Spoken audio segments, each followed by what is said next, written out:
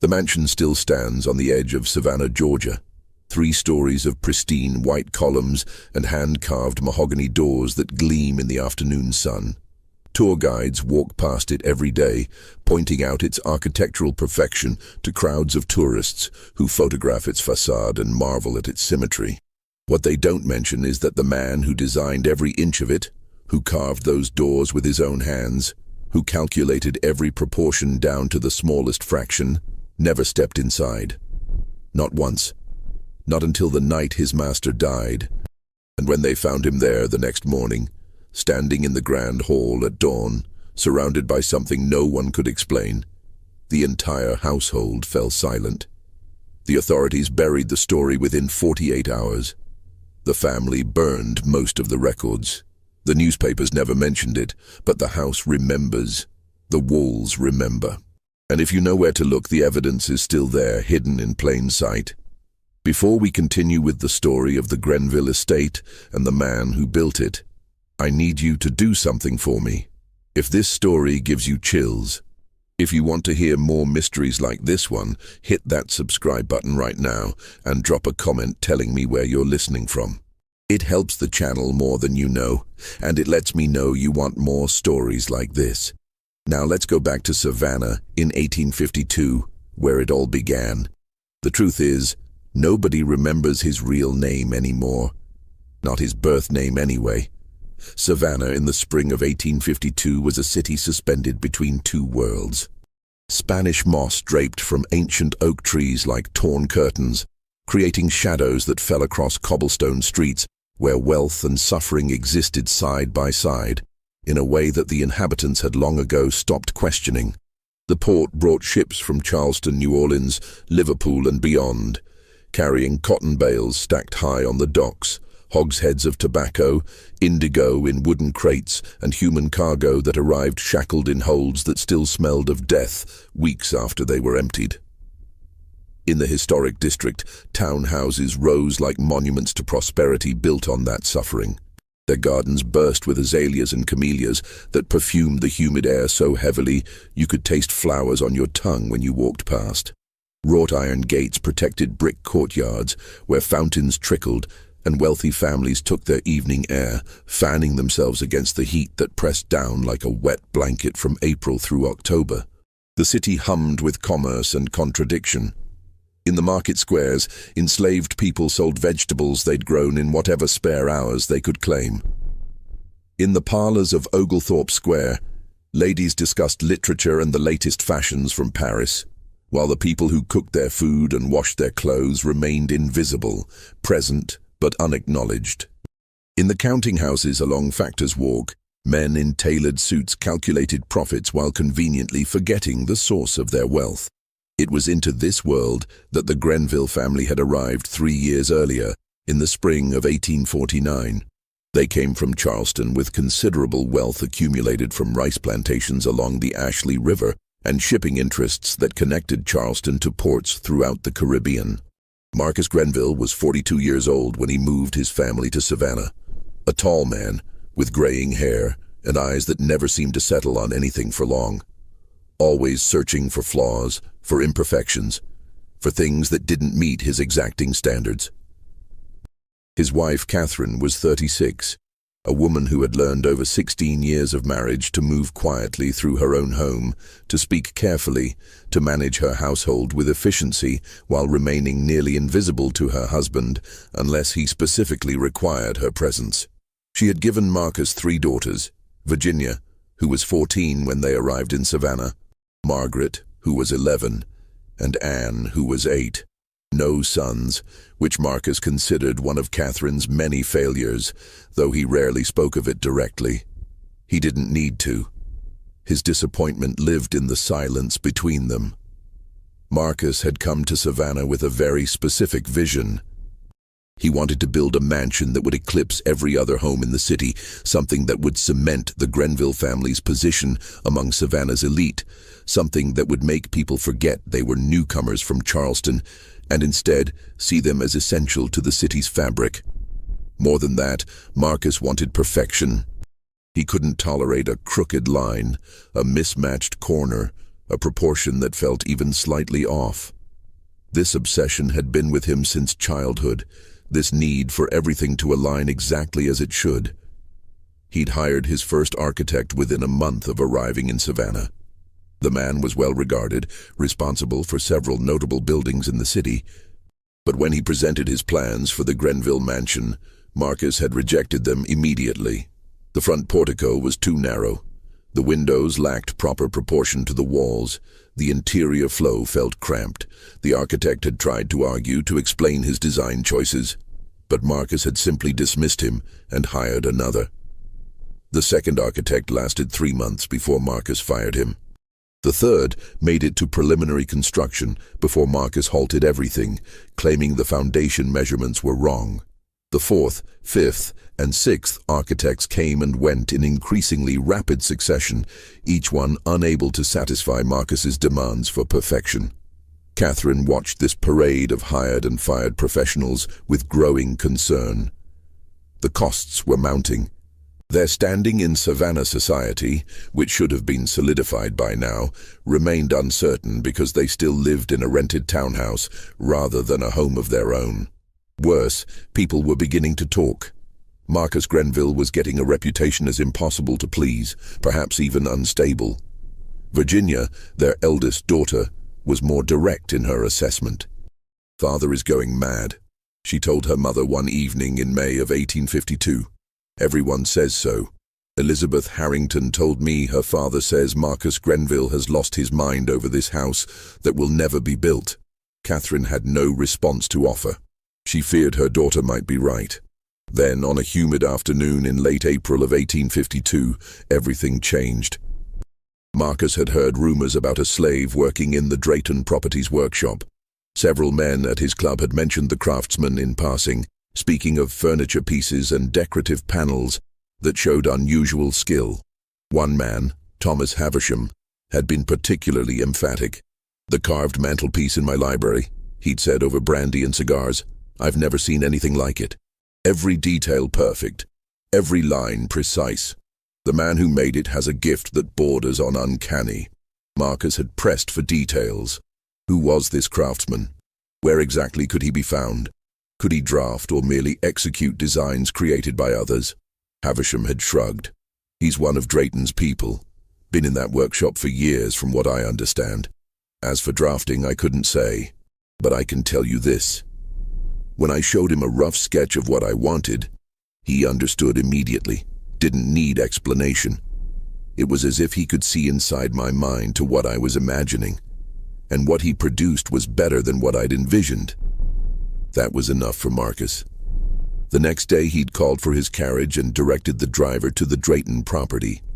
The workshop sat behind the main house, a long wooden structure with wide doors that stood open to let in light and air. The smell hit Marcus first. Fresh-cut wood, varnish, linseed oil, and sawdust. Inside, 3 men worked at different stations. Marcus's eyes swept past them, searching until they landed on a man in the far corner, working at a bench beneath a window. The man was tall and lean, perhaps in his early 30s, with dark skin and hands that moved with absolute precision as he shaped a panel of cherry wood. He wore simple clothing, rough cotton shirt and trousers, but he worked with the focused intensity of a surgeon. Around him, the bench was immaculately organized. Tools arranged by size and function. Sketches pinned to the wall, wood shavings swept into neat piles. Marcus approached slowly, not wanting to disturb the work. As he drew closer, he could see what the man was carving. A hunting scene rendered in relief. Dogs in mid-leap, their muscles tensed, every hair on their coat suggested by careful tool marks. Hunters on horseback, their clothing folding naturally with the movement of their bodies. Trees with individual leaves, clouds with texture and depth. The piece was destined for a cabinet door, but it was art. Real art. Marcus stood there for a full 5 minutes, watching. The carver knew he was there. His shoulders had tensed slightly when Marcus entered his space, but he didn't stop working. Didn't look up, just kept carving with steady, controlled movements. Finally, Marcus spoke. "Who did this?" The overseer, a squat man named Talbot with a red face and perpetually damp forehead, hurried over. "That's Nathan, sir. Been working here near about 8 years now. Does all our detailed work. Finest carver in Georgia, if you ask me."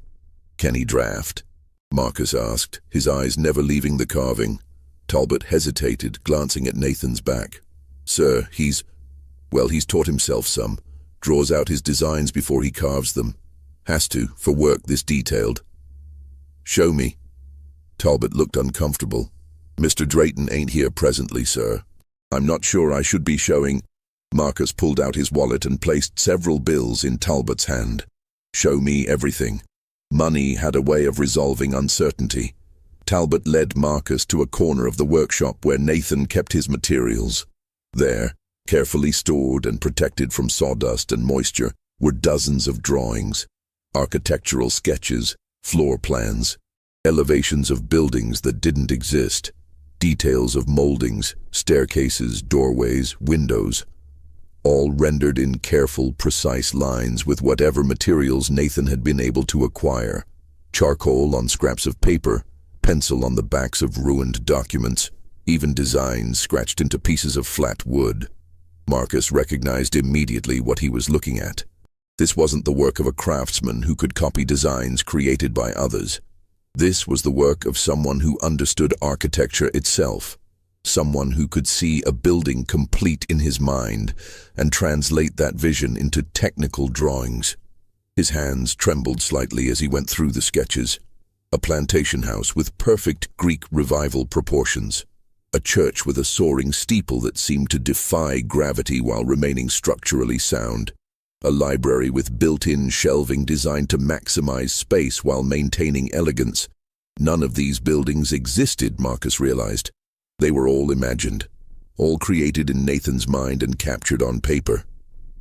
"I want to buy him," Marcus announced, his voice tight. "Go find Drayton. Tell him Marcus Grenville wants to purchase Nathan.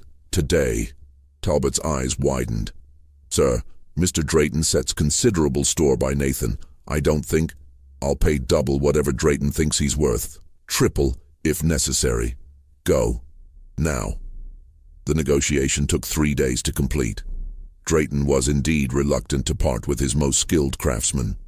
But Marcus was persistent, and more importantly, he was willing to pay an amount that made refusal financially irresponsible.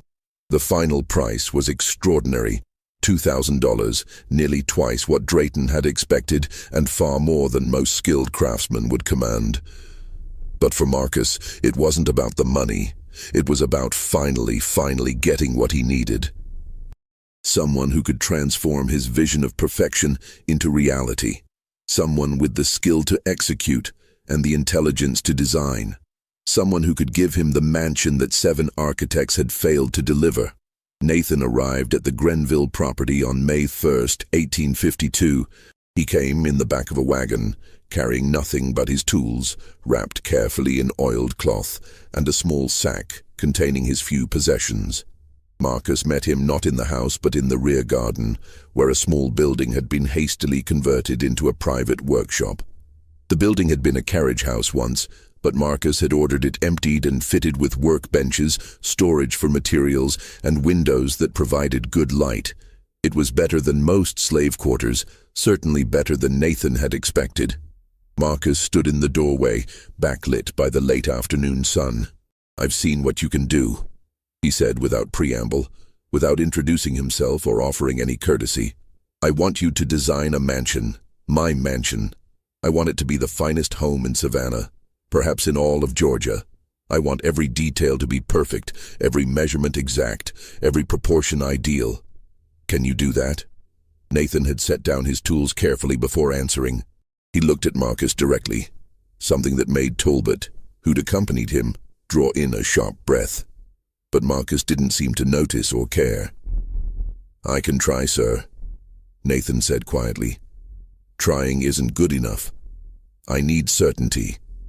I need to know that you understand what I'm asking for." Nathan held Marcus's gaze for a long moment.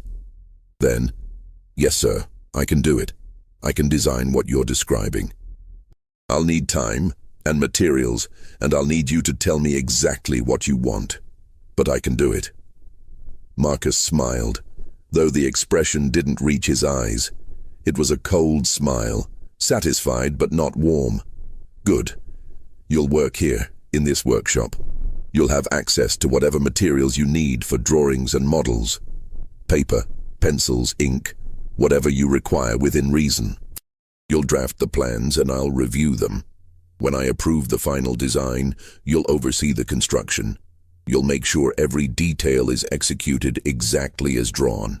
He paused, and his voice dropped lower. "But understand this, Nathan. You will design this house. You will supervise its construction. You will ensure its perfection, but you will never set foot inside it. Not once. Not ever. You will see it only from the outside, only from doorways and windows. The mansion is not for you. It will never be for you. Do you understand?" Nathan's expression didn't change. "I understand, sir. One more thing," Marcus continued, pulling a document from his jacket. "Your name. Nathan is too common, and you came with no family name. From now on, you're Nathan Grenville. It'll make the paperwork simpler, and it'll establish that you belong to this household." He handed Nathan the document, a bill of sale with Nathan's new name already written in. Nathan took it, looked at his new name written in someone else's hand, and nodded once. Marcus turned to leave, then paused at the door. "I expect preliminary sketches within 2 weeks, floor plans within a month. Full architectural drawings within 3 months. Can you meet that schedule?" "Yes, sir." "Then we have an understanding." Marcus left, and Nathan stood alone in his new workshop, holding a piece of paper that declared him property of Marcus Grenville, while simultaneously giving him the task of creating something magnificent that he would never be allowed to experience from the inside. Talbot, still standing in the doorway, shook his head. "That's a strange arrangement, if you ask me. Building something you can't never enter. Seems like torture." Nathan carefully folded the bill of sale and placed it in his sack. "Perhaps," he said quietly. "Or perhaps it's an opportunity." "Opportunity for what?" Nathan didn't answer. He was already looking around the workshop, mentally cataloguing the space, planning where to set up his drafting table, where to store materials, how to organize the tools. His mind was already working on the problem Marcus had given him, already seeing possibilities, proportions, solutions. "Opportunity to build something that lasts," he finally said. "Something that outlives all of us." Talbot snorted. "You got a strange way of looking at things, Nathan Grenville." Nathan began unwrapping his tools, laying them out with careful precision. "Maybe so," he said, "but strange ways of looking at things sometimes see what others miss." The first 2 weeks were spent in preparation. Nathan needed to understand exactly what Marcus wanted, and Marcus, for all his demands for perfection, had difficulty articulating his vision. He knew what he didn't want. He'd rejected 7 architects' plans after all. But explaining what he did want proved more challenging. They met each evening in the workshop, Marcus pacing while Nathan sat at his drafting table, making notes and quick sketches. "I want grandeur," Marcus would say, "but not ostentation. Elegance, but not frivolity. I want people to enter the house and immediately understand that they're in the presence of something exceptional." Nathan would nod, his pencil moving across paper. "How many rooms, sir?" "Enough for entertaining. A ballroom, a proper dining room that can seat 20, drawing rooms, parlors, a library, upstairs bedrooms for family and guests, the usual domestic offices." "And the style, sir?" "Greek Revival is popular currently, but—" "Greek Revival," Marcus interrupted, "but done correctly. Most of these houses ape Greek temples without understanding the proportions. I want authentic Greek proportions, authentic understanding of classical architecture." This was useful information. Nathan began sketching column ratios, pediment angles, the mathematical relationships that made Greek architecture work. "The lot is here," Marcus said, unrolling a survey map. 3 acres. The house should be set back from the street, approached by a curved drive. Gardens front and back. The facade should face southeast to catch the morning light. Nathan studied the map, already visualizing the house in relation to the land. The way sunlight would move across it throughout the day, the sight lines from the street. Over the following weeks, the design began to emerge.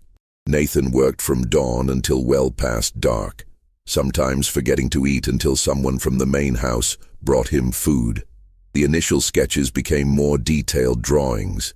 The drawings became precise floor plans. The floor plans became elevations showing every exterior detail. Catherine occasionally watched from the upstairs windows of the rented townhouse, seeing lamplight burning in the workshop long into the night. She wondered what drove a man to work so intensely on something he would never truly possess, never truly experience. But she didn't ask. In her world, such questions were inappropriate. Marcus reviewed each drawing with obsessive attention, sometimes spending an hour examining a single sheet, checking measurements, verifying proportions. Most of the time, he found no faults. Nathan's work was precise, mathematically exact, aesthetically refined. But occasionally Marcus would point out some detail that didn't satisfy him, and Nathan would return to his workshop to revise. "The front portico," Marcus said during one review session. "The columns. You have them at 6 feet in circumference, correct?" "Yes, sir. Based on the height and the load they'll bear, 6 feet provides proper proportion according to—" "Make them 6.5 feet. The visual weight needs to be greater." Nathan paused, pencil hovering over paper. "Sir, that would throw off the ratio between 6.5 feet," Marcus repeated. "I know what I want." Nathan made the change, then spent the next 3 days recalculating every related measurement to ensure the proportions still worked. Increasing the column circumference meant adjusting the spacing, which affected the portico dimensions, which influenced the facade proportions, which required modifications to the window sizes and placements. It was like pulling a thread in a tapestry. One change rippled through the entire design. But Nathan made it work. He always made it work. By August of 1852, the complete architectural drawings were finished. Nathan had produced over 60 detailed sheets showing every aspect of the mansion. Floor plans for all 3 levels, 4 exterior elevations, sections showing interior heights and construction details, enlarged details of moldings and cornices, specifications for materials, even drawings of custom furniture pieces designed specifically for certain rooms. Marcus spent an entire week reviewing the complete set. He went through them in the workshop, spreading them across every available surface, moving from sheet to sheet, checking how details related to each other, verifying that everything worked together as a unified whole.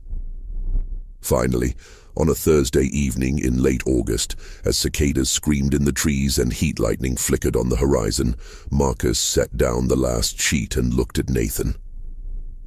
"It's perfect," he said quietly. "Every detail. Every measurement. It's exactly what I wanted, even the parts I didn't know I wanted until I saw them drawn." Nathan felt something release in his chest, a tension he'd been carrying for months. "Thank you, sir." "Construction begins in September," Marcus continued. "I've contracted with Hollis & Sons for the building work. They're the best in Savannah, but you'll supervise. You'll be on site every day, checking every detail. Nothing gets built unless it matches these drawings exactly. Understood?" "Yes, sir." Marcus began rolling up the drawings carefully. "This house will make my reputation in Savannah. It will establish my family among the city's finest. People will talk about it for generations." He paused at the workshop door, the rolled drawings under his arm. "No one can know you designed it," he said, not looking at Nathan. "If anyone asks, the design is mine. You're simply a skilled craftsman executing my vision. Is that clear?"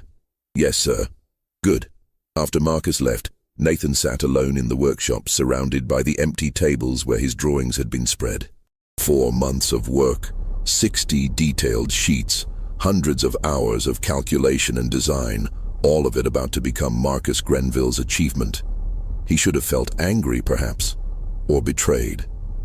But instead, he felt something else, a strange, quiet satisfaction. The house would be built, his design would become real, would take form in brick and wood and plaster. And while Marcus might claim credit for the concept, Nathan knew the truth. Every proportion, every detail, every subtle choice that made the design work. All of that came from his mind, his understanding, his vision. The house would be Marcus's in name and in law. But in every way that truly mattered, it would be Nathan's. He just had to make sure it was built perfectly. Construction began on September 15th, 1852, under skies that threatened rain but held off just long enough for the foundation ceremony. Marcus had insisted on a formal groundbreaking, inviting several prominent Savannah families to witness the beginning of what he promised would be the city's finest residence. Nathan watched from a distance as Marcus gave a short speech about classical architecture and the importance of beauty in civic life. He watched as Marcus ceremonially turned the first shovel of earth to polite applause from the assembled guests. Then the guests departed, the caterers cleaned up, and the real work began. Hollis and Sons had a crew of 20 men. Skilled craftsmen, laborers, and enslaved workers brought in for heavy work. The foreman, James Hollis, was a third-generation builder with a reputation for quality work and strict adherence to plans. He and Nathan understood each other from the first day. "These are your drawings?" Hollis asked, reviewing the architectural sheets in the site office. "Yes, sir." Hollis studied them for a long moment. "They're good. Very good. You have training?" "Self-taught, sir." Hollis looked at Nathan with new respect. "Self-taught. And you're how old?" 32, sir." "Remarkable." Hollis rolled up the drawings. "Well, Nathan, here's how we'll work. I'll run the crew and manage the construction schedule. But you'll check everything. Every measurement, every angle, every detail. If something's not right, you tell me immediately, and we fix it. I don't care if we have to tear out a day's work. Mr. Grenville's paying for perfection, and that's what we'll deliver. Agreed?" "Agreed, sir." And so the pattern was established. Nathan arrived at the construction site each morning at dawn and stayed until the light failed. He carried the drawings with him, checking every element as it was built. When the foundation walls went up, he verified that they were perfectly level, perfectly square. When the first floor framing began, he checked every joint, every measurement. The workers quickly learned to respect his eye. If Nathan said a wall was a 1/4 inch out of plumb, a 1/4 inch it was, even if it looked perfect to everyone else. If he said a beam needed repositioning, they repositioned it. Because when they checked with more precise instruments, Nathan was always right. "How does he do it?" One of the carpenters asked Hollis after Nathan had identified a foundation measurement error that was off by less than half an inch across a 30-foot span. Hollis shrugged. "Some people just have the gift. They can see what others can't. And Nathan's got it stronger than anyone I've worked with." But Marcus's rule remained absolute. Nathan could not enter the building. As the walls went up and the house began to take shape, Nathan developed techniques for inspecting work without crossing thresholds. He stood in doorways, leaning in as far as he could. He viewed interiors through windows from ladders and scaffolding. He examined upper floors by climbing the exterior framework before stairs were installed. The workers found it strange at first, this prohibition. But they adapted, learning to bring work to doorways for Nathan's inspection, to position materials where he could see them without entering. One afternoon in November, a plasterer named Reynolds questioned the arrangement. "Seems cruel," he said to Hollis, not knowing Nathan was nearby. "Man designs a palace and can't set foot in it. What kind of master does that?" "The kind that pays on time and wants perfection," Hollis replied curtly. "Mind your work and keep your opinions to yourself." But Nathan had heard. That evening, alone in his workshop, he thought about Reynolds' words. Cruel. Yes, perhaps it was. But cruelty had been the foundation of his entire life. He'd been born into bondage, had watched his mother sold away when he was 7, had learned his craft in stolen hours and hidden moments. Cruelty was nothing new. This, at least, this prohibition against entering the house, came with compensation. He got to design, got to create, got to see his vision take physical form. That was more than most enslaved people ever got. More than he'd ever expected, and besides, he had a plan. a way of making the house his own that Marcus would never suspect, never even see. He'd begun implementing it the moment construction started. It started with small things. Marks carved into foundation stones that would be buried beneath the house, invisible to everyone but there nonetheless. Specific measurements that held meaning beyond their structural purpose. Proportions that related to each other in ways that went beyond ordinary architecture. Nathan had been studying proportion and mathematical harmony for years. He'd read every book on architecture he could find, borrowing them secretly, reading by candlelight, memorizing principles of design that went back to ancient Greece and Rome. He understood that buildings could be more than just functional structures. They could embody ideas, could communicate through the language of space and form. The Grenville mansion would communicate, but only to those who knew how to listen. As the construction progressed through the fall and winter of 1852, Nathan built hidden elements into the structure, a hexagonal pattern of load-bearing points that formed a geometric design invisible to ordinary inspection, but critical to how weight distributed through the building. Window placements that aligned in specific ways, creating sight lines that formed meaningful patterns. Acoustic properties built into certain rooms through careful attention to proportions and materials, making sound behave in particular ways. In the main hall, Nathan designed the space so that a person standing at one specific point, the exact geometric center, could see into 6 different rooms simultaneously through carefully aligned doorways. From that same point, the acoustic properties allowed you to hear sounds from throughout the house with unusual clarity. Even the light would behave differently there, concentrated by window placements and reflective surfaces. As winter gave way to spring, the house's skeleton became covered with skin. Plaster covered the framing. Floors were laid. The grand staircase, Nathan's masterpiece, began its elegant curve upward from the main hall. Nathan carved the staircase balustrade himself, working in his workshop through cold winter nights. Each baluster was unique, decorated with acanthus leaves and flowering vines that seemed to grow organically from the wood. But hidden within the decorative carving were symbols, small marks that appeared to be random elements of the design, but weren't. A 6-pointed star here. A compass rose there. Geometric patterns that repeated in subtle variations.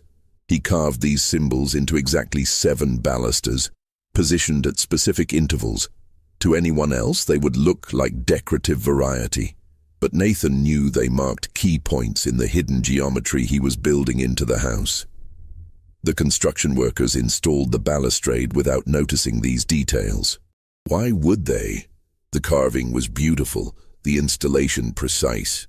What did it matter if one baluster showed a slightly different flower pattern than another? But Nathan knew, and he documented everything. In his workshop late at night, he kept a separate set of drawings. Not the official architectural plans, but something else. Maps showing the hidden geometry. Diagrams explaining the proportional relationships. Notes describing the acoustic properties and sightlines. Calculations proving that everything worked according to principles most architects never considered. And he kept a journal. The journal began as simple construction notes, dates, materials used, problems encountered and solved. But gradually, it became something more personal. Nathan began writing about what it felt like to create something beautiful he couldn't fully experience. About standing in doorways, looking into rooms he'd designed, watching other people inhabit spaces that existed first in his imagination. May 3rd, 1853. The drawing room is finished.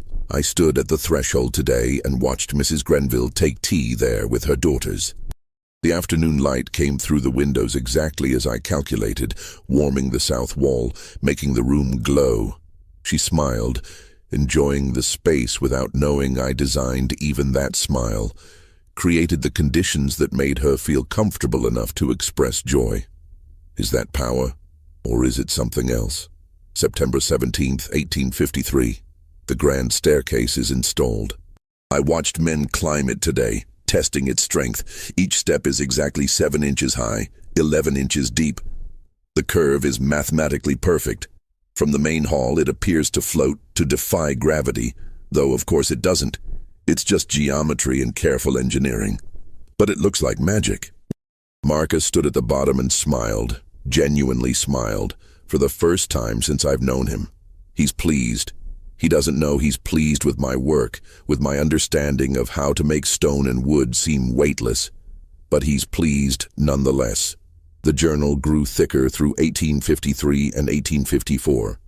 Nathan wrote about the peculiar isolation of creating something magnificent while remaining invisible, about overhearing guests praise Marcus's vision and taste, about the strange satisfaction of knowing the truth while letting others believe a lie. But he also wrote about the pattern, the hidden geometry, the secret architecture that existed beneath the visible one. November 12th, 1854. I've completed the 7th marker. 7 points forming a perfect hexagon, with the central point in the main hall. Anyone standing at that center can see all 6 surrounding points simultaneously through aligned doorways. The proportions create a harmonic space, a place where the mathematics of the building resolves into unity. Marcus will never know it exists, but it exists nonetheless. My signature, written in geometry instead of ink.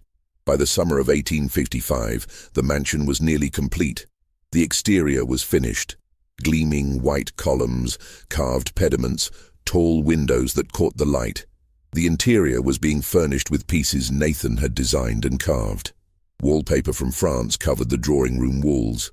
Marble mantelpieces from Italy graced the parlors. Chandeliers from Paris hung in the ballroom. The Grenville family prepared to move in. Marcus walked through the completed house in early July, accompanied by his wife and daughters. Nathan watched from the garden as they toured their new home, seeing their reactions through the windows. Marcus nodded with satisfaction.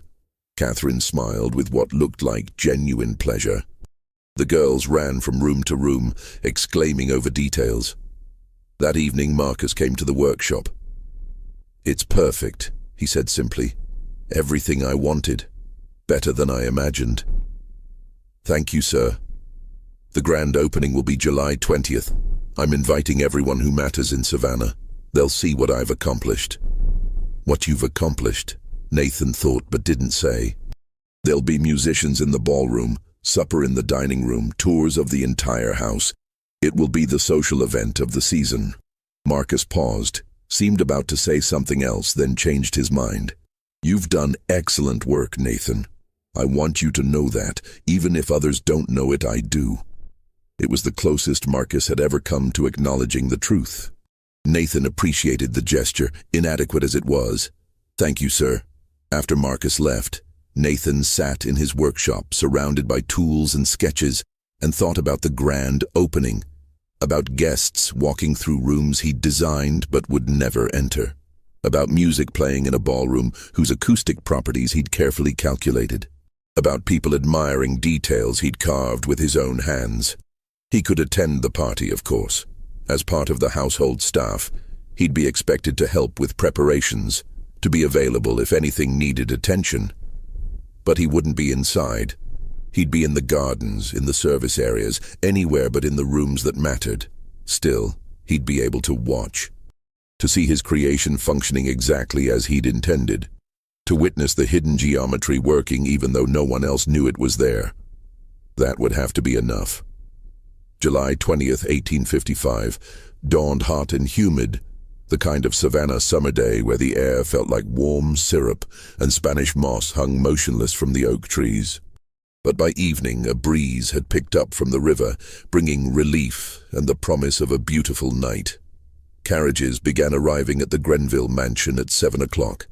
Savannah's elite descended in silk and linen, jewels and polished boots. They came to see what Marcus Grenville had built, this mansion that had been 3 years in the making, this architectural marvel everyone had heard about. Nathan helped with preparations throughout the day. He checked that all the gas lamps were functioning properly. He ensured that the musicians had adequate space in the ballroom. He verified that decorative elements were secure, that nothing would embarrass the household. As evening fell and guests arrived, he retreated to the gardens. From there, standing among the camellia bushes and live oaks, he could see into the mansion through the tall windows, could watch guests moving from room to room, could hear music drifting out into the humid night air. The ballroom glowed with lamplight. Couples danced while musicians played in the gallery Nathan had designed specifically for that purpose. The acoustic properties worked perfectly. He could hear the music clearly even from the garden, the sound carrying exactly as he'd calculated. In the drawing room, ladies gathered to discuss the decor. Through the window, Nathan watched them admire the wallpaper, the cornices, the perfectly proportioned space that made conversation feel intimate even with 20 people present. In the dining room, supper was being served. Oysters from the coast, ham from local farms, vegetables prepared in the French style that Catherine preferred. Guests sat at a table Nathan had designed and built, its proportions calculated to seat 20 comfortably while maintaining conversational distance. Marcus moved through the rooms accepting compliments, describing his vision for the house, explaining design choices he'd never actually made. Nathan watched him gesture toward the grand staircase, heard him take credit for its elegant curve, for the carved balustrade, for the way it seemed to float upward. Catherine, standing nearby, caught Nathan's eye through the window. For a moment, their gazes held. Then she looked away, returning her attention to her guests. But Nathan had seen something in that brief glance. Recognition, perhaps, or maybe guilt. He couldn't be sure. As the evening progressed, Nathan found himself drawn to different windows, watching the house function exactly as he'd designed it to, watching people respond to proportions and light and space in ways they didn't consciously understand, watching his hidden geometry work its subtle magic. From the main hall window, he could see the central point, that exact spot where all the sight lines converged. Guests walked over it without knowing, stood on it while conversing, never realizing they were positioned at the geometric heart of the building. Around midnight, as the party began to wind down, Nathan saw Marcus lead a group of men on a tour of the upper floors. He watched them climb the staircase, saw them pause to admire the craftsmanship of the balustrade, saw them run their hands over carvings that Nathan had spent months creating, each one a small work of art, each one containing hidden meanings they would never decode. Thomas Havisham, the man who'd first told Marcus about Nathan's skills, stopped at one of the carved balusters, the one containing the first of the 7 hidden symbols. He examined it closely, tracing the pattern with his finger. Nathan tensed. Would he see it? Would he recognize that the pattern was more than just decoration? But Havisham simply smiled and nodded, then moved on. The symbol remained hidden in plain sight, protecting its secret. As the last carriages departed around 2 in the morning, Nathan remained in the garden. The house gradually fell silent. Servants cleaned up, lamps were extinguished. The family retired to their bedrooms. Finally, around 3 o'clock, Nathan returned to his workshop. He lit a candle and sat at his drafting table, looking at the sketches pinned to the wall. The house as he'd imagined it. The house as he'd designed it. The house that now existed in reality, occupied by people who would never know his name, never understand what he'd built into its very structure. He opened his journal and began to write. July 20th, 1855. The house is complete and inhabited. Tonight I watched my creation filled with life, with music and laughter and movement. Everything functioned as designed. Every proportion worked. Every detail pleased. Marcus accepts the credit, and I suppose that's his right as master and owner. But I know the truth. The house knows the truth. And perhaps that's enough. I stood at the central point today, during preparations, before the guests arrived. Stood there for a full minute experiencing what I've created. From that spot, the house reveals itself completely. 6 rooms visible simultaneously, 6 points of the hexagon aligned perfectly, sound and light, behaving exactly as calculated. It's beautiful. It's perfect. And it's mine in every way that truly matters, regardless of whose name is on the deed. Marcus can claim the visible architecture, but the invisible architecture, the real architecture, belongs to me.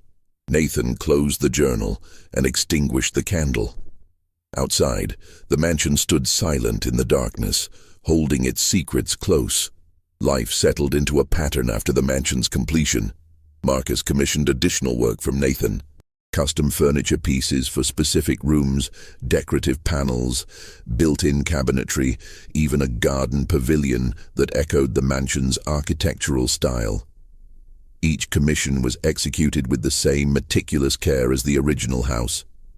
But Nathan's primary work shifted to commissions from other families. Word had spread, quietly, through the network of people who knew about such things, that the craftsman in Marcus Grenville's workshop produced exceptional work. Families throughout Savannah began requesting his services. A mantelpiece for the Davidson house, a mahogany sideboard for the Harringtons, carved panels for the lobby of a new bank building. Nathan worked steadily, earning money that Marcus kept in an account nominally belonging to Nathan, but actually controlled by Marcus himself. It was better than many enslaved craftsmen had, but it wasn't freedom.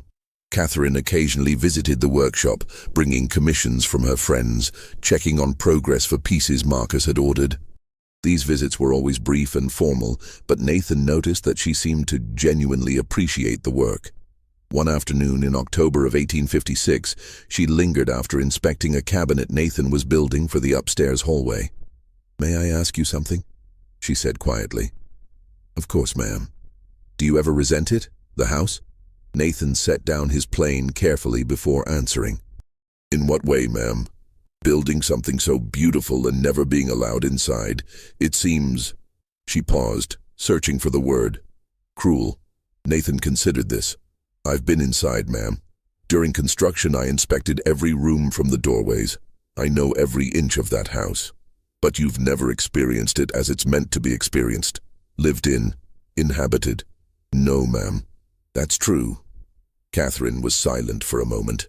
"I want you to know that I recognize your work, what you created, regardless of whose name is associated with it." "Thank you, Mom." She turned to leave, then paused. "The house is perfect, Nathan. In every way. You should be proud."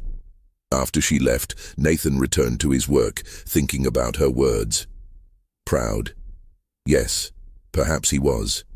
Despite everything, despite the injustice and the denial of credit, he had created something remarkable. Something that would last long after he was gone. The years passed with a rhythm that felt almost normal. Spring brought azalea blooms and new commissions. Summer brought heat and the slower pace of work in sweltering conditions. Fall brought relief and a surge of activity before winter. Winter brought cold workshops and hands that ached from carving in low temperatures. Nathan's reputation grew, though always quietly, always without official acknowledgement. Craftsmen throughout Georgia knew his name. Other enslaved workers looked to him as someone who'd achieved a kind of respect through sheer skill. But he remained property, remained bound to Marcus Grenville's household. Then, in the fall of 1859, the political situation began to deteriorate. Talk of secession filled parlors and meeting halls. Arguments about states' rights and federal authority grew heated. South Carolina was threatening to leave the Union. Georgia might follow. The future felt uncertain in ways that made even wealthy families nervous. Marcus became increasingly agitated. His shipping interests were threatened by northern boycotts. His investments in cotton were vulnerable to potential disruption.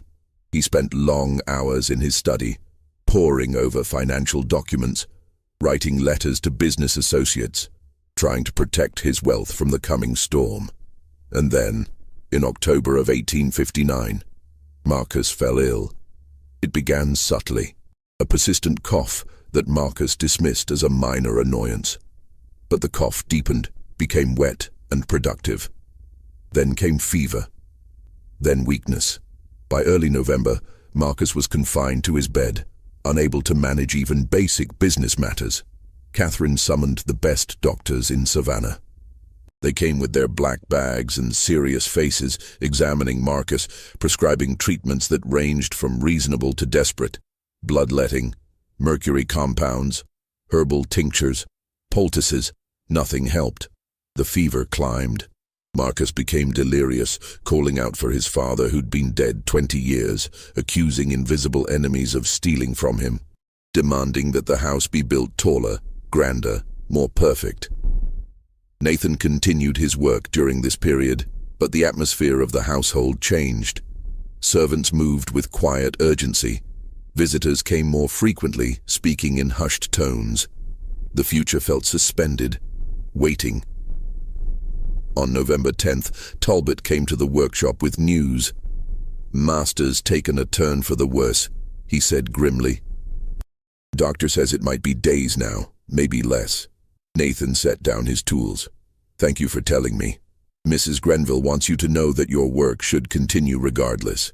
She'll need furniture completed for several families. Says it's important to maintain obligations." Of course. But Nathan found it difficult to focus on work that evening. He kept thinking about Marcus, the man who'd owned him, the man who'd given him the opportunity to design something magnificent while simultaneously denying him credit for it, the man whose rule had been absolute: never enter the house. What would happen when Marcus died? Would the rule die with him? Would Catherine maintain it? Would it even matter? Nathan opened his journal that night but found he had no words. He sat staring at the blank page for an hour before finally closing the book and going to bed. Marcus lingered for 4 more days, fading gradually, his breathing becoming more labored. Catherine sat with him, reading aloud from the Bible and from poetry he'd once loved. The daughters took turns keeping vigil. The doctor came twice daily, though there was nothing more he could do. Marcus Grenville died at 3:17 on the morning of November 14th, 1859. Catherine was present, as was Virginia and the family doctor. The death was not unexpected, but it still sent a shock through the household. The man who'd built the Grenville family's position in Savannah was gone. The man whose vision, officially at least, had created the city's finest mansion. The man who'd ruled every detail of household life with exacting demands. Gone. Catherine took charge with composed efficiency. The funeral would be November 17th. In the meantime, mourning protocols must be followed. Mirrors covered, clocks stopped at the time of death, black crepe hung over doorways. Visitors must be received, condolences accepted, arrangements made. Nathan received the news from Talbot mid-morning on November 14th. He was working on a commission for a Charleston family, a dining table with elaborate carved legs. "Master Grenville's passed," Talbot announced without preamble. "Funeral's Thursday. You'll attend with the household staff." "Yes, sir." Talbot studied him for a moment. "You feel anything about it? Him dying?" Nathan considered the question honestly. "I'm not sure yet. He bought you, worked you hard, but treated you better than most. You had this workshop, good tools, respect for your work." "Yes," Nathan agreed. "All of that is true. But he never gave you credit for the house." "No." Talbot shook his head. "Strange arrangement, that. Always thought so. Man designs a palace and everyone thinks someone else did it." He paused. "Maybe now that'll change. Maybe Mrs. Catherine will tell people the truth." "Maybe," Nathan said, though he doubted it. After Talbot left, Nathan tried to return to his work but couldn't focus. His hands moved mechanically, but his mind was elsewhere, thinking about the mansion, about the rule that had governed his relationship to it for 7 years. Never enter. But Marcus was dead. The man who'd made the rule, who'd enforced it, who'd embodied it. Dead. Nathan set down his tools and walked out into the November afternoon. The air was cool, the light slanting low through the oak trees. He walked toward the mansion, stopping in the garden where he'd stood so many times before, looking at the house from the outside. From this angle, he could see the drawing room where Catherine often took her afternoon tea, could see the library, where Marcus had conducted his business, could see the ballroom that hosted parties Nathan attended only as invisible staff. His house, his design, his calculations made physical, but never his to enter. Until now, Nathan stood there as afternoon faded into evening, thinking about rules and death and boundaries, thinking about 7 years of creating beauty from the outside. 7 years of watching others inhabit spaces he'd imagined. The prohibition had been Marcus's. Would it survive Marcus's death? There was only one way to find out. Nathan didn't attend the evening meal. He remained in his workshop as darkness fell, sitting at his drafting table, not working, just thinking. Around 9 o'clock, Talbot came looking for him. "You all right?" Talbot asked, finding Nathan sitting in darkness without even a candle lit. "Yes." "You need anything?" "No. Thank you." Talbot lingered in the doorway. "It's a strange time with Master gone. Everything feels uncertain." "Yes. You let me know if you need anything." After Talbot left, Nathan continued sitting in the darkness. He heard the household settling into its nighttime routine, heard voices fading, heard lamps being extinguished. The mansion grew quiet. Around 11 o'clock, Nathan stood. He walked to the door of his workshop, looked across the garden toward the mansion. Lamplight showed in Catherine's upstairs window. Otherwise, the house was dark. He should stay in the workshop, should respect the boundary even though the man who'd created it was dead, should wait to see what Catherine decided about the rule. But instead, Nathan found himself walking across the garden, found his feet carrying him toward the mansion's rear entrance, found his hand reaching for the door handle. The door was unlocked. Of course it was. During the day, servants moved constantly between the main house and the outbuildings. The door was only locked at night, and no one had thought to lock it yet during the disruption of Marcus's death. Nathan pushed the door open and stepped into the service hallway. He had crossed the threshold. For the first time in 7 years, he stood inside the house he'd designed. The sensation was strange, disorienting. He knew this space intellectually, had drawn every detail of it, but experiencing it physically was different. The hallway extended before him, its proportions exactly as he'd calculated. His feet made soft sounds on floors he'd specified. The air had a particular quality he'd created through careful attention to ventilation and spatial design. Nathan moved forward slowly, deeper into the house. He passed through the service areas toward the main hall. Each step felt momentous, laden with significance. When he emerged into the grand hall, he stopped. The space was magnificent in the moonlight streaming through the tall windows. The grand staircase curved upward, its balustrade, his balustrade, creating elegant shadows. The proportions were perfect. The acoustic quality was exactly as designed. Even in darkness, even in silence, the space communicated harmony, balance, mathematical precision made tangible. Nathan walked to the center point, the exact geometric heart of the building, the place where all his hidden calculations converged. He stood there and slowly turned, looking at everything. The plasterwork he'd specified, the cornices he'd designed, the way the staircase split and curved, the aligned doorways that allowed sightlines into 6 different rooms. It was exactly as he'd imagined. Exactly.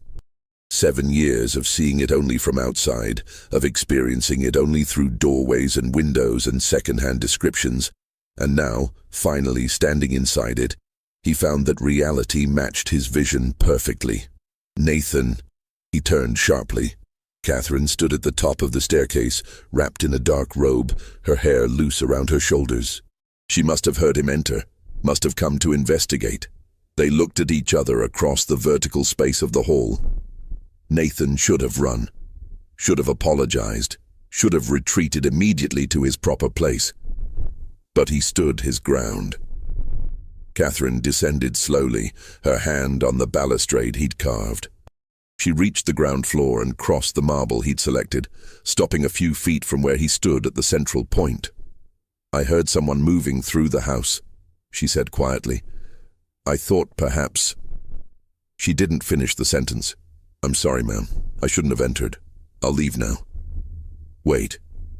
She looked around the hall, seeing it from his perspective, perhaps. "How does it feel? Seeing it from the inside?" Nathan was silent for a long moment. "It's exactly as I imagined," he finally said. "Every proportion, every detail. The way sound moves through the space, the way light falls through the windows during the day, I can imagine it even now in darkness. Everything is as it should be. Catherine moved to the center point herself, standing where Nathan had stood. "What's special about this spot? You're standing here so deliberately." Should he tell her? Should he reveal the hidden geometry he'd built into the house? Nathan found himself speaking before he'd made a conscious decision. "It's the geometric center of the building. From this exact spot, you can see into 6 different rooms through aligned doorways. The acoustic properties are optimized here. You can hear sounds from throughout the house with unusual clarity. Even the light concentrates here at certain times of day, reflected and focused by window placements and wall angles." Catherine turned slowly, looking through the doorways he'd indicated. "I never noticed. I've stood here dozens of times and never noticed.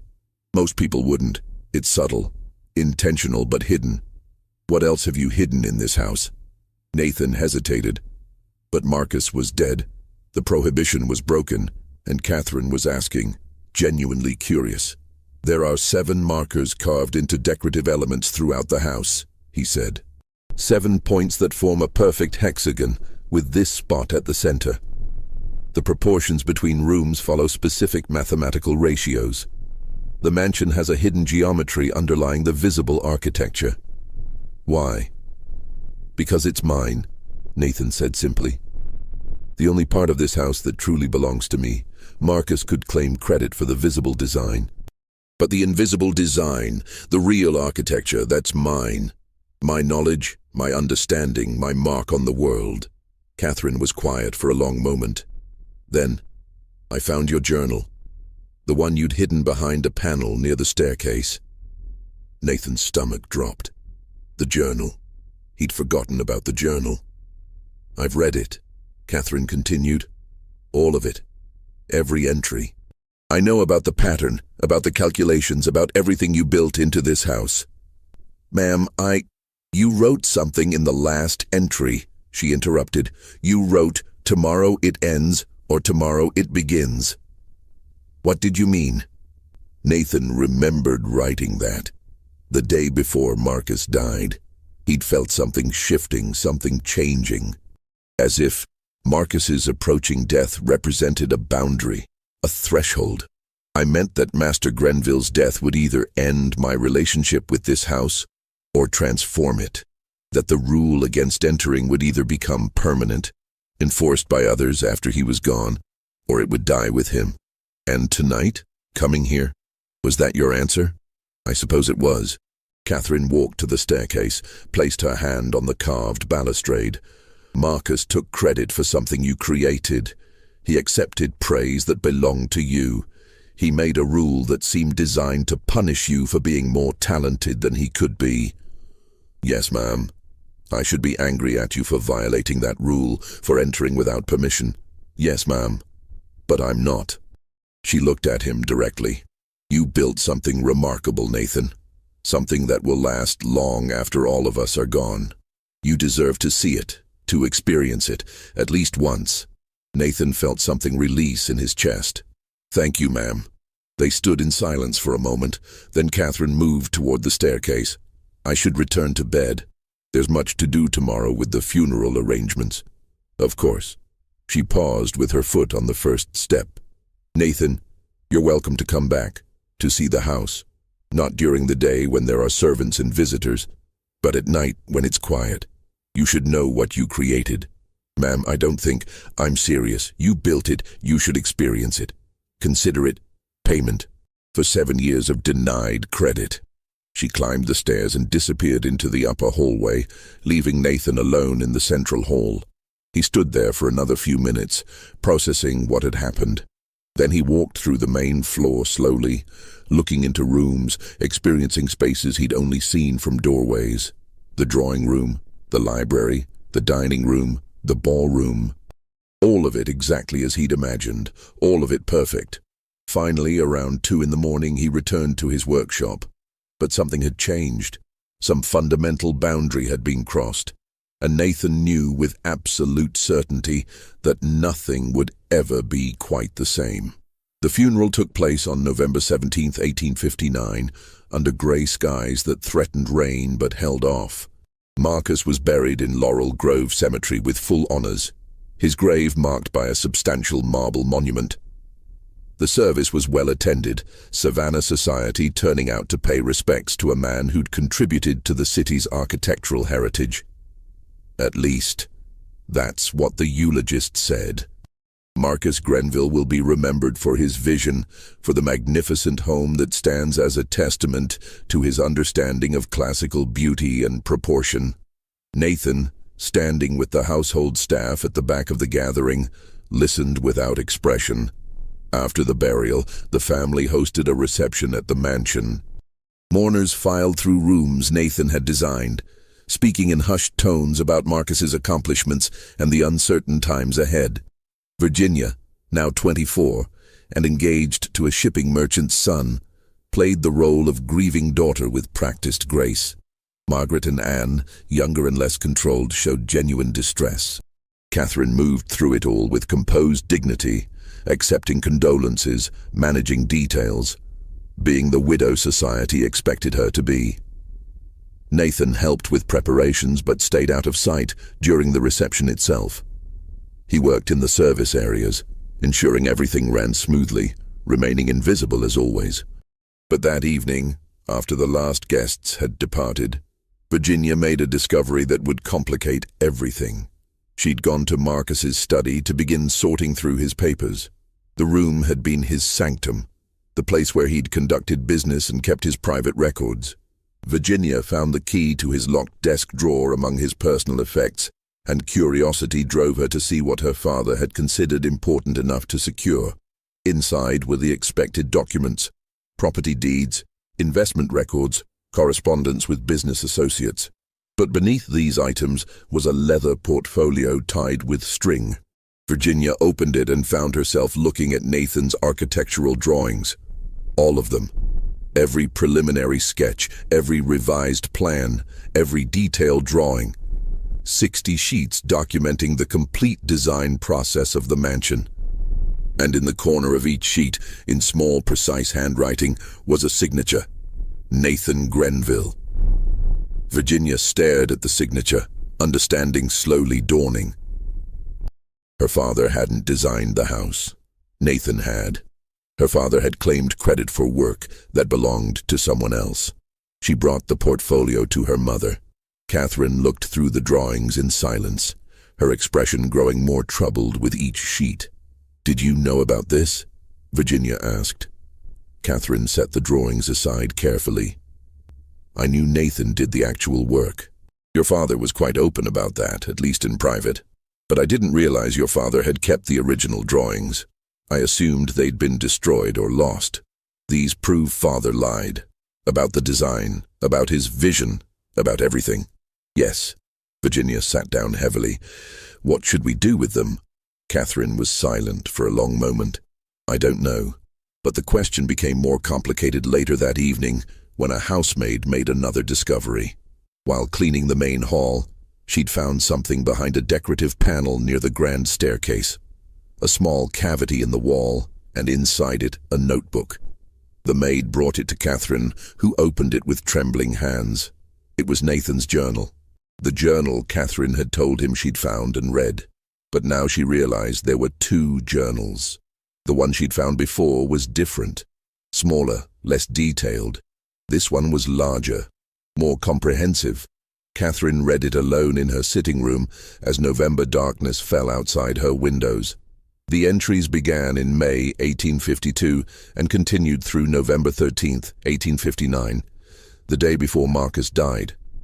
The journal documented everything: the design process, construction challenges, the strange satisfaction and frustration of creating something beautiful while remaining invisible. But this journal went further than the first one. It described the hidden geometry in specific technical detail. It explained the purpose of each symbol, each calculated proportion, and it revealed something Catherine hadn't fully understood. Nathan had created a complete secondary architecture within the mansion, invisible to everyone but him. A language written in space and light and mathematical proportion. One passage, dated March 1858, was particularly revealing. "The house is a text, written in the language of geometry. Most people read only the surface. Beautiful rooms, elegant proportions, pleasing details. But there's a deeper text beneath that surface, accessible only to those who understand the mathematics. I've written my autobiography in this house. Every calculation reflects something I believe about order and beauty. Every proportion embodies an idea I couldn't speak aloud. The house is my voice, finally given form. Catherine closed the journal and sat in the darkness thinking.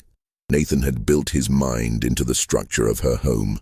His understanding, his vision, his very thoughts were embedded in the walls and floors and ceilings, and she'd been living inside his mind for 4 years without knowing it. The next morning, she made a decision. She called for the estate lawyer and had new papers drawn up. Nathan would be freed, and the workshop property would be deeded to him. Georgia law made straightforward manumission difficult, but with the lawyer's help, they found a legal framework that would grant Nathan protected status and independent ownership of the workshop. When Catherine informed Nathan of the decision 3 days later, he listened without visible emotion.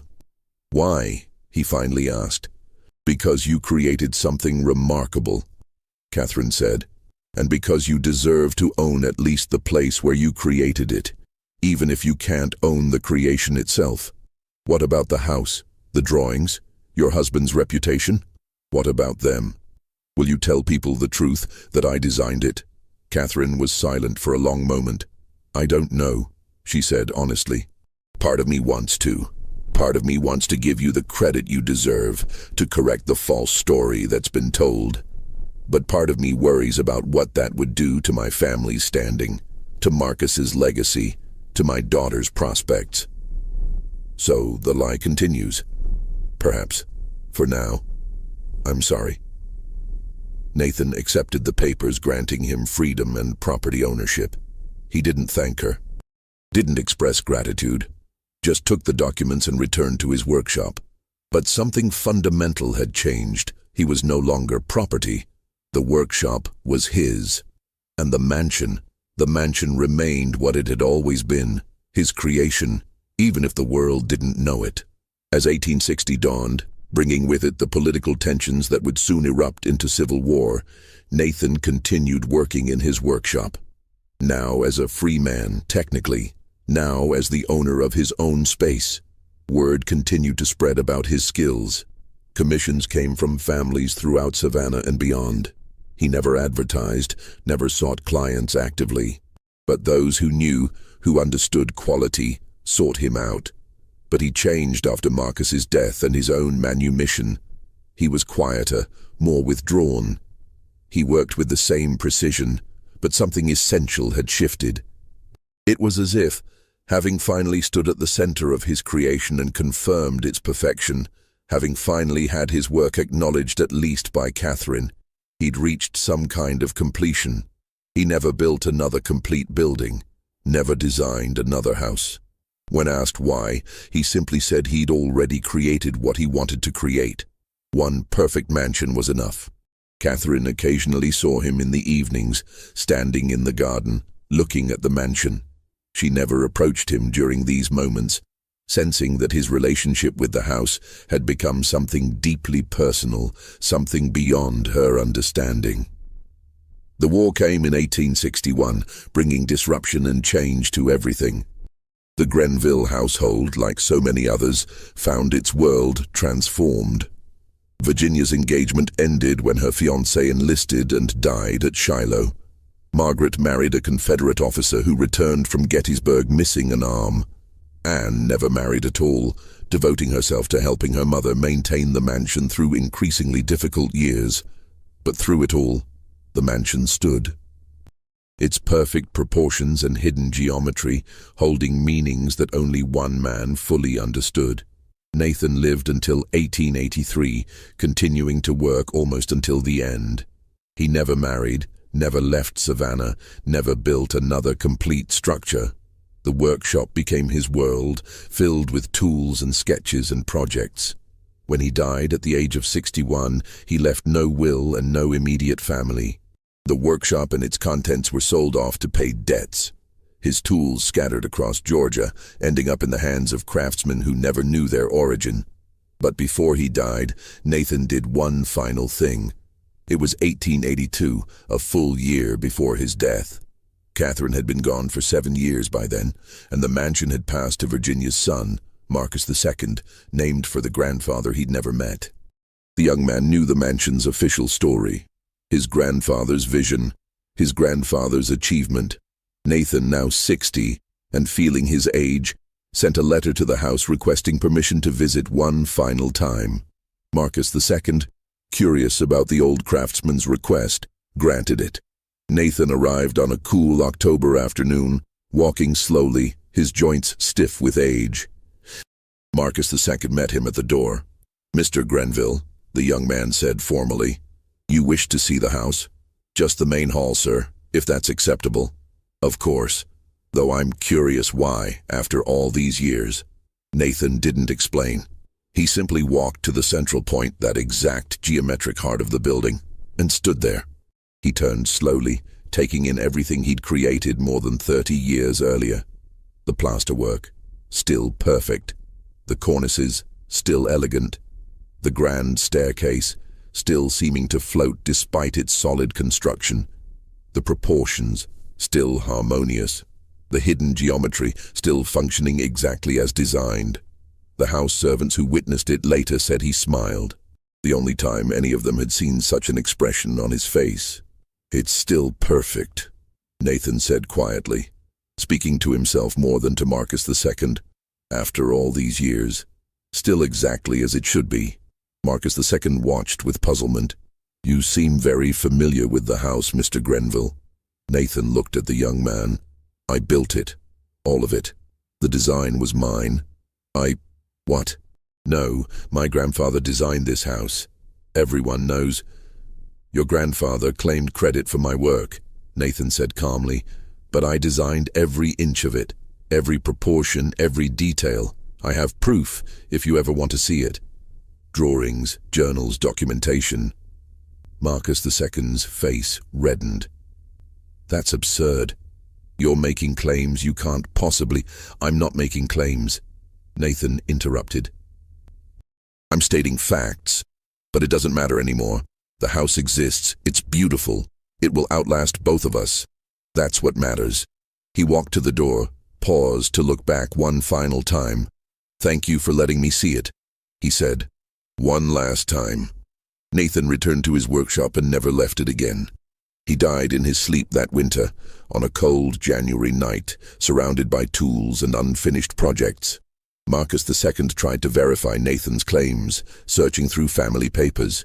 He found the portfolio of drawings in his grandfather's study, found documentation that supported at least part of Nathan's story.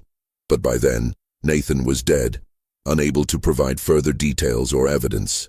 Marcus II made a decision. The official story would remain unchanged. Marcus Grenville had designed the house. To say otherwise would damage the family's reputation, would raise uncomfortable questions about the past. The drawings were returned to storage. The story was allowed to continue. The mansion still stands today, in the heart of historic Savannah. It survived the Civil War, survived Reconstruction, survived economic collapse and recovery, survived fire and storm, and the slow deterioration of time. It's been restored multiple times, each generation finding new reasons to preserve it. Tour guides walk visitors through its halls, pointing out the elegant proportions, the masterful craftsmanship, the perfect Greek Revival style. They speak of Marcus Grenville's vision and taste. Some of the more knowledgeable guides mention that enslaved craftsmen did much of the actual work, though names are rarely given. Very few people know about the journals, which rest in private collections, their contents never published. Fewer still know about the hidden markers, the secret geometry, the invisible architecture that exists beneath the visible one. But on certain evenings, when the light comes through the tall windows at just the right angle, you can stand in the central point of the main hall and look around. And if you know where to look, if you understand what you're seeing, you can read the map that Nathan Grenville left behind. A map written in proportion and light. A map that says, "I was here." I understood. I created a map that says, "This is mine." Regardless of whose name you speak, the house remembers, even if no one else does. Before you go, I want to ask you something. Do you think stories like this should be told? Should we remember the people whose names were erased from history, whose work was claimed by others? Drop a comment and let me know what you think. And if you want more stories like this, hit that subscribe button. These hidden histories need to be heard. Thanks for listening. Until next time.